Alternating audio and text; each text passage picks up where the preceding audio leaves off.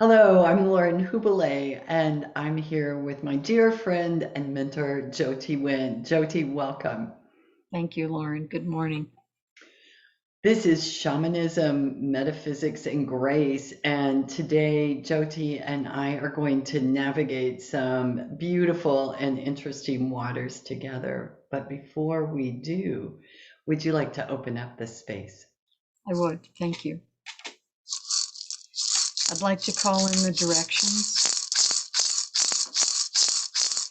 Grandmothers and grandfathers of the East, we call to you. Bring us your insights for this new day, this new time. Grandmothers and grandfathers of the South, we call to you. Place our feet on the right path, the path that is right for us at this time. Grandmothers and grandfathers of the West, healing spirits of the West, we call to you.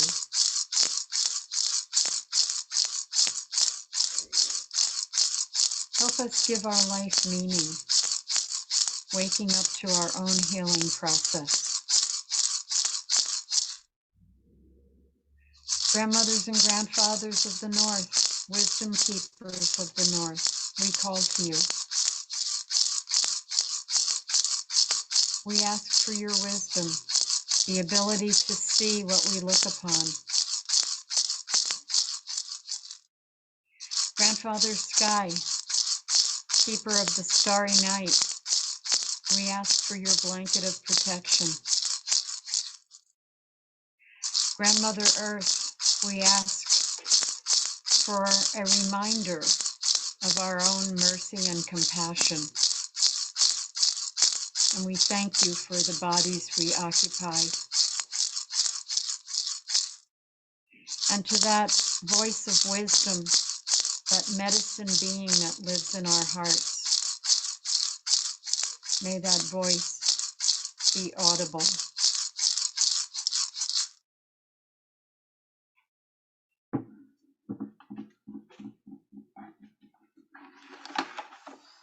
Thanks, Jyoti. So, I've discovered that whatever mode of healing that one chooses, whether it be allopathic and antidepressants and anti-anxiety medications, or homeopathy, or acupuncture, or my field of gemmotherapy, the therapy can only move us as far as we're willing to accept that we're enough. And Jyoti, it was really my working with you and learning the path of the shaman that has helped me gain tools to accept I'm enough, just as I am. And we opened just before we started recording that my belief is all paths lead there. What are your thoughts? I agree. I agree that our ultimate goal or one of the main focuses in our own healing process is coming to the place of self-acceptance and self-love. And I find that the volume of people who don't love themselves, don't appreciate themselves, have been made to see themselves as less than. The volume is tremendous. And it's just really struck me recently, that volume is so high.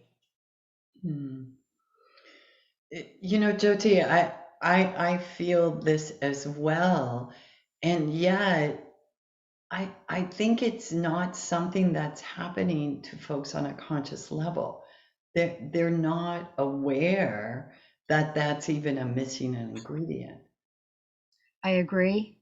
I remember when I was doing soul retrieval work in a traditional way, laying next to the person, touching shoulder, wrist, and ankle in a traditional way.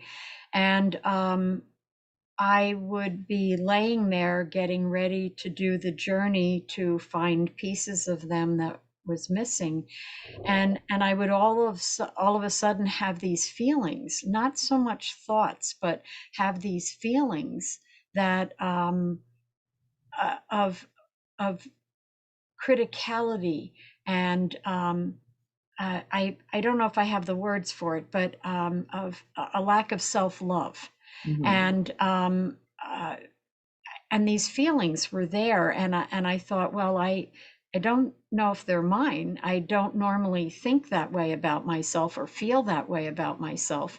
um, could it be the person whose body I'm up against is telling me, it's revealing itself to me in the sense of how this person feels about themselves, feels about their body, their feelings, their thinking. And it started happening over and over and over again. So I learned to trust it and learn to understand what the person's body told me about them before I even took off on the journey. Mm. And it wasn't every person, but it was enough to get my attention and show me that something was happening here, that this person did not love themselves, did not care about themselves, did not really see their body as, well, in the old vernacular, didn't see their body as a temple. It's like kind of driving an old beat up car, you know. If your body is your vehicle, how do you tend your vehicle, how do you take care of it? I remember sitting in a meditation one time by myself, and just all of a sudden having this feeling, this flooding feeling of such gratitude for my body.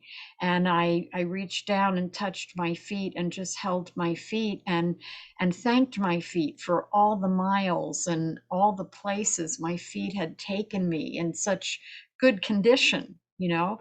And then I held my legs and I just went up my body that way and just gave great appreciation, thanked, and just felt great love for this vehicle that allows me to navigate through this life.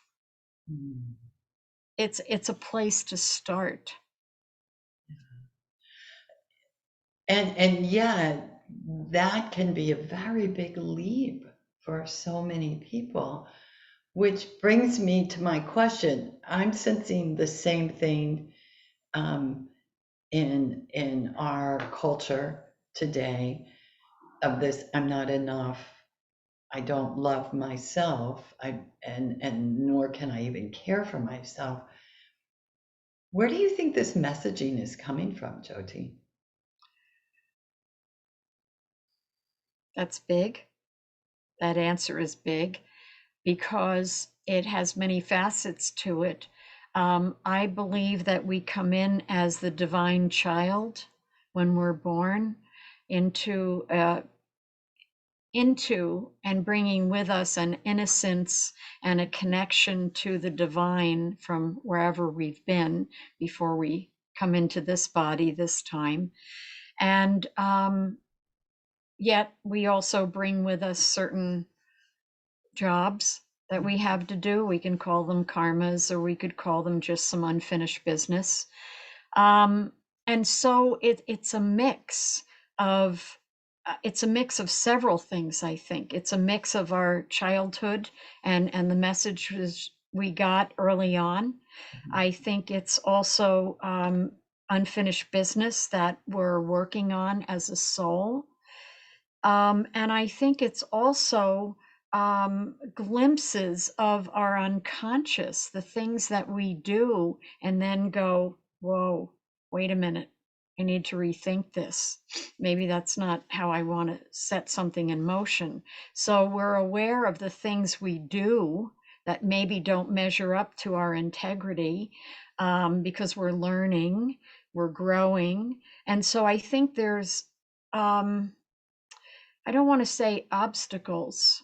Perhaps I want to say, learning curves Yeah. for us to navigate in order to really appreciate and love ourselves. And part of that, as I've said before, I'm a great proponent of therapy. And I think some of it is just, laying to rest things that other people have put upon us, led us to feel unworthy or not enough, or so different that we're not relatable, that kind of thing. As if that's a stigma. It's not. I mean, if we think differently, we think differently, and we have access to different concepts and ideas and viewpoints. I mean, that's as beautiful as anything else. Um, and so finding ways of accepting ourselves, finding ways of releasing the burdens of what we've been given by family and even society, of how to see ourselves. Mm, mm. You mentioned family there and things people put upon us. And no doubt many of us have been raised by parents who weren't enough. And so we were raised from that perspective of, I'm not enough. Certainly you're not enough. And if you happen to have been raised in the constructs of Christianity to any degree, that comes on really strong in our culturing there, that you aren't enough. You're a sinner, Right. and sinners aren't enough, right? On top of all that society tells us, that we're not the right body shape, or we're not um, doing whatever we do enough. and Yes, and so it is this layering. it is. And when we realize it and can see it in ourselves, we awake to it, then it's just time to begin that process of looking deeper, being willing to look deeper, being willing to work with those layers, maybe a layer in therapy, maybe a layer in, your own personal work, your own meditation practice, your own um, uh, exploration of who we are and why we're here. You Mhm. know, I've heard recently someone say how difficult it is to choose to come here to this planet, Yeah. because there's a great deal of resistance here. There's a great it's like fourth grade, and maybe for a lot of people fourth grade was fun, but for I think most people fourth grade wasn't fun. And I see earth as like fourth grade. You go through the lessons, you fall down on the playground, you skin your knees, you go back into the fray. It's just putting one foot in front of the other, and the whole purpose is to awaken, and in that awakening, to learn to love yourself. And it's almost impossible to truly love someone else unless you can love yourself. Yeah. Uh, I heard a beautiful line yesterday, that I can only love you as deeply as I can love myself. Hmm. And accepting it. So we have all these people around us we would love to have these deep, meaningful relationships with. And yet, until I do my work and um, love in each part of myself, right, that Yes. I have otherwise judged or criticized, and accepting it. And then I think it leads you into accepting other people and where they're at and their difficulties and their problems and their lack of self love, because we project as human beings, and we project our inequities and our limitations onto other people and then hold them responsible for it. Yeah. And perhaps they're only there as a mirror for us to see what still needs attention in ourselves. Oh, yes. Yeah. I would say yes and yes. I think if I take this one level higher, though, Jyoti, really what we have to do first, though, is accept this really big concept that there isn't good or bad. There just is, Yes. right? And there Yes. are things that could be harmful or hurtful for people, yes, but it just is. So before I can accept that something about myself that I don't particularly care for just is, it's not good or bad, I'm not going to be able to love that Well, that's the work. part. That's the work. And we are living in that duality of good and bad, light and dark, happy, Sure, sad. You know, we live in a world of duality. And so before we can rise above, transcend, not be caught in that sense of duality. Before we can do that, um, we have to deal with that light and dark and those two sides of ourselves. You know, the personality, the ego, the part that navigates this life. Our spiritual being, our higher self that just knows. You know, how do we navigate those two parts? How do we navigate the part of us that wants to be kind and loving and in service, and meanwhile carrying the shadow and the unconscious accumulation of our family line that we're here to heal? You know, I mean, we're juggling the dualities at every thought, much less every sure. step of the way. And so the learning curve is being able to hold space for it all Yes. and to be able to love it as it is. Yes, yes. I remember a while back that I was working with shadow material, and I called it the Dark Mother, you know, and I was standing out in the green belt, which is the green area just before the foothills, and I was standing out in the green belt on this little rise, and I had been working specifically all that week, especially around this shadow part. And in my mind's eye, as I looked out over the city, as in my mind's eye, I saw this old black green part of me, you know, this shadow side. And I just this I don't want to use the word hag because hag has its own wisdom and its own different meaning. But in this moment, this old dark hag, and I just reached out and took a hold of her and put her in my heart and said, I'm going to love you anyway. Hmm. You know, because I wanted to um, work toward that healing of owning, you know, the parts of myself I don't readily see in the day to day, and I wanted to love those parts in spite of them or in spite of my reluctance, or my programming.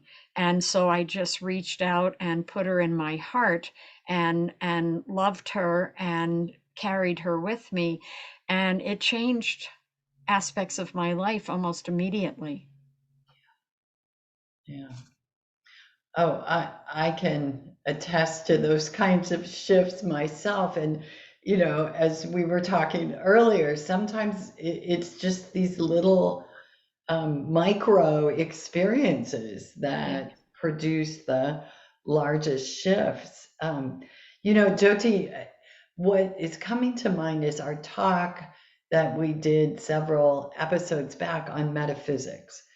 And in that, you spoke quite eloquently about awareness, about being present and aware. And it seems to me that that's an ingredient needed here. Like, first of all, we have to be aware of even the fact that we aren't completely loving ourselves. Yes, yes. And we can ask into ourselves for that inner wisdom that we all carry to show us those parts, Mhm. to show us, to maybe get our attention in a particularly poignant moment that says, look here, look how you're expressing yourself, or listen to yourself, what you're saying, or look how you treat yourself, or don't treat yourself and deny yourself, and so we can just keep asking for that moment of clarity, or moment of clear seeing, and that wisdom inside of us responds. Sure. It might not be today, but it could be tomorrow or the next day. As we want to awaken from this kind of sleep, as we desire that, our desire body draws to us what we want, what we need. And as we desire that, then it shows up. It Mhm. definitely shows up. Yeah. Yeah. I'd say that's true.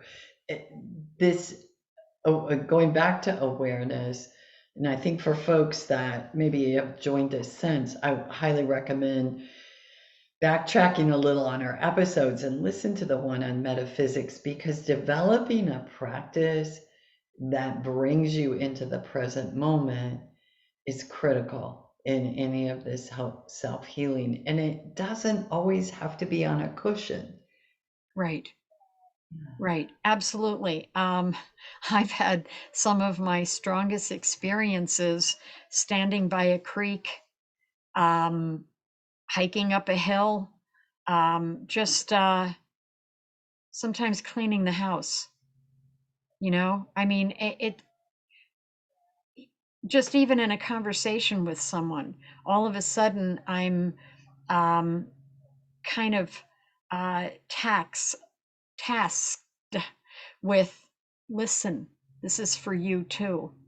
You know what I Mm. mean? What I'm talking to somebody else about. And all of a sudden it's like, oh, that was for me. Mm. Whether the other person heard what I was saying But or not, it's immaterial. But that one was for me. mm, So our wisdom nature is always ready, I feel, to help us see and help us through, but we can't hear it always in the busyness of our own mind. And my mind is pretty busy. It always has been. And so when I sit to meditate, it's as busy as it is when I'm doing the dishes. But I stay with it. I breathe. I have an intention of quiet. I relax my body. I relax my breathing, and with the intention of just quieting it, just quieting the mind, just a little bit, even, so that I can hear what I need to hear for myself. yeah, and by creating a practice, which is practicing this, whatever that looks like for you, we begin then to be able to tap into those moments, which could occur even on a crowded airplane. Absolutely. Right? Right? Yes, That's yes. been one of my powerful moments of getting incredible downloads on a long haul flight somewhere, even surrounded by hundreds of folks. Oh, sometimes for me it's driving. Ah, So I keep a pad and pen on the passenger seat. yeah, I don't look as I make notes and of writes course because not. I keep my eyes on the road. I know better. But I'll just scrawl something that I can fill in later. Sure. Yeah, because my conscious mind is tracking traffic. is tracking the road, is tracking how to navigate driving a car. And so for me, it just kind of opens up another part that can, whisper some things into me. Yeah, beautiful. Jyoti, do you have any thoughts on if someone is really called by our conversation to want to explore this for themselves a little bit? Are there any particular tools that you might recommend? To me, it's just having an intention to learn, to wake up, to grow. Um, I mean, just a simple breathing practice, sitting down. I mean, if that's your style, some people are restless, their bodies are restless, and they need to walk, they need to um, do something while they're working on something like this. Um, it's just listening to your breath, watching your body breathe itself, in and out, and just staying with that. And every time your mind takes you off on an idea or a storyline, you just bring it back, not with anger, just bringing it back like you would remind a kid, not harshly, but just gently. Okay, we're doing this right now. Let's go back to listen to the breath. And you just listen to your breath. You can do breathing practices like the square breathing, in for 4, hold for 4, release for 4, hold out for 4, and then start again. It's a very simple breathing practice, but it allows you to look inside. It takes you inside. And it's just such a simple breathing exercise, but I feel like even for me when I'm, a little harried in the day, if I just stop and do that, it really brings me down into a quiet. Sure, sure. But the task is remembering that when Yeah. you're harried and off into other thoughts and activities. It's oh, wait a minute, I need to just check in with my breath for a few minutes. Right, yeah, beautiful. So this idea of being enough and accepting that comes from self-love. And what I've learned from my process and gained from our conversation is it's not an on-off switch. It's really bringing on board piece by piece of ourselves, accepting it bit by bit, because Yes. we'll always discover something else, right? Yes. Yes. You know, I learned a long time ago that a healer, somebody who's into healing work, always sees what needs healing in other people. You know what I mean? They immediately can kind of tune in. And the trick is to be discerning, not judging, you know, and to see what is missing or lacking or what is hurt, what is wounded in the other person. And so I think that discernment, that we have that about ourselves. And the trick is discerning, oh, I need to have a meditation practice, or I need to go for a walk every morning and just clear my head for the day, or I need to express myself creatively at least, a couple times a week, drawing, painting, whatever it happens to be, cooking, whatever your creative edge is, in order to take myself out of this nonstop mental or emotional situation or chaos or whatever you want to call it. So I think we have a discernment. The trick is not to let it go into judgment. Yes. So we're discerning what we need to work on. Oh, I need to work on my judgment issues, or I need to work on self-criticality, or, whatever it happens to be. We use our discernment to look at what is wounded or what isn't being loved in that moment, and not judging the situation, but just realizing, it's like blaming the victim. Yeah. When we come across somebody who's been wounded or hurt, we don't blame them for putting themselves in that situation. We step in and listen, and really listen. And so maybe it's also listening to ourselves. Maybe it's having a deeper listening capacity, or making room for that we would give a shoulder to someone else to cry on, or give a deep listening experience to someone else's difficulties. Do we do that to ourselves? Do we do that for ourselves? And out of that kindness, out of that willingness to be with ourselves and be with the hurts and the wounds and the experiences that we've gone through, we develop a different level of relationship with ourselves, and it leads to a sense of really loving and appreciating what we've been through, our skill level and how we've navigated our life, and a deeper appreciation that leads to self-love. I think you said it all right there, Jyoti. Well, it's also, if we have this ideal of living in a loving world where people love each other, and they're kind to each other and they help each other. We have to start with ourselves first. Fancy that. Yeah, we have to start with ourselves first. I think And the it's nothing new. It's nothing new, Lauren. I mean, this has been no. said over and over for centuries by so many different people. It's Sure. just remembering. No, it's universal wisdom that our human brain just has a really hard time accepting. Yes. Yeah, we're very stubborn as a species. Yeah, yeah, yeah. Jyoti, is there anything you'd like to offer in closing here? Yeah, there was something I thought of reading. It's very short. Beautiful. I am worthy of love because I breathe, I exist, I turn my face toward the light.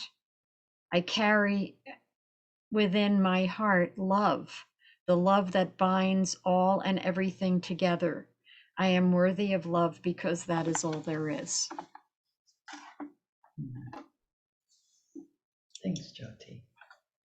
Thank you, Lauren.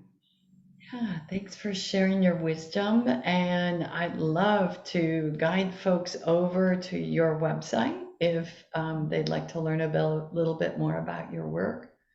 It's jyotywindastrology.com. And I also have a free YouTube channel, just my name, Jyoti Wind. And it has different free workshops and a few talks, and um, guided, there's a guided shamanic journey on there as well.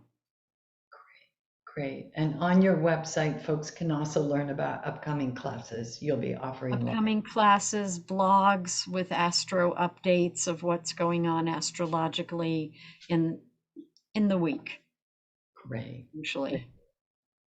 Wonderful. Well, thank you so much.